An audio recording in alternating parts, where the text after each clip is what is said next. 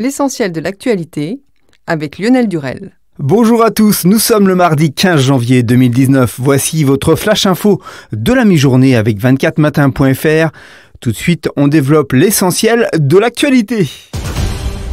Emmanuel Macron a rendez-vous ce jour à 15h dans l'heure pour lancer le grand débat et relancer son quinquennat. Le président sera dans le gymnase de la petite commune de Grand-Bourgtheroulde devant son maire normand et donnera le coup d'envoi de ce grand débat qui doit répondre à la crise des Gilets jaunes.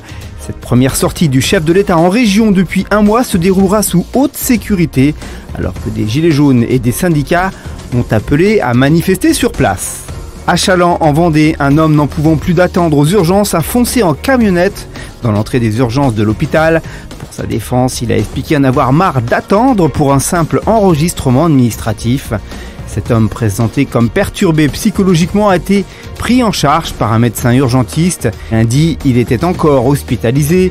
Les gendarmes sont donc encore dans l'attente pour l'interroger. En Seine-Saint-Denis, un automobiliste a filmé sur l'autoroute A86 un homme roulant à 85 km/h sur une trottinette électrique et sans aucune protection. Une scène surréaliste. La vidéo postée sur Twitter a rencontré un incroyable succès, dépassant le million de vues en 3 jours à peine. Sur la vidéo, l'automobiliste semble avoir des difficultés à rattraper la trottinette électrique et lorsqu'il arrive à sa hauteur, son compteur affiche 86 km/h.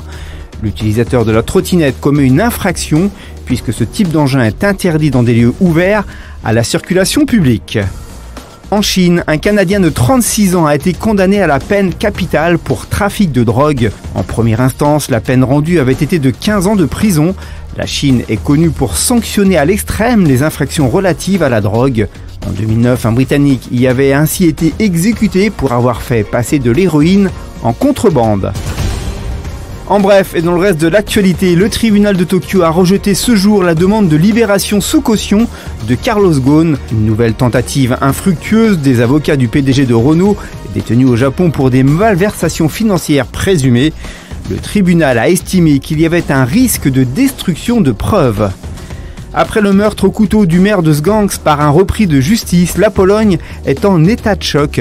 Des milliers de Polonais ont participé lundi soir à des rassemblements contre la violence organisés dans plusieurs villes après la mort du maire Paweł Adamowicz, poignardé dimanche soir par un homme lors d'un événement caritatif public. En sport, Zhou Weifei-Tsonga est satisfait de l'avoir emporté en 3-7 contre Martin Klizan 6-4, 6-4, 7-6.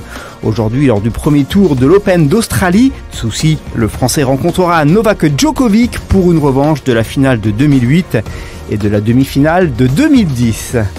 Interrogé après la victoire de l'équipe de France face à la Corée unifiée, 34-23, le sélectionneur tricolore Didier Dinard s'est déjà projeté sur la rencontre face à l'Allemagne et l'éventuelle intégration au groupe de Nicolas Karabatic en lançant à la presse « La nuit porte conseil, Nicolas a fait de très bonnes choses à l'entraînement. La porte est donc grande ouverte ».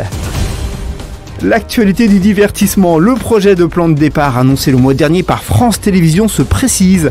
La direction veut supprimer 1 millier de postes d'ici 2022 sur une base volontaire, mais les négociations avec les syndicats lancées hier s'annoncent ardues.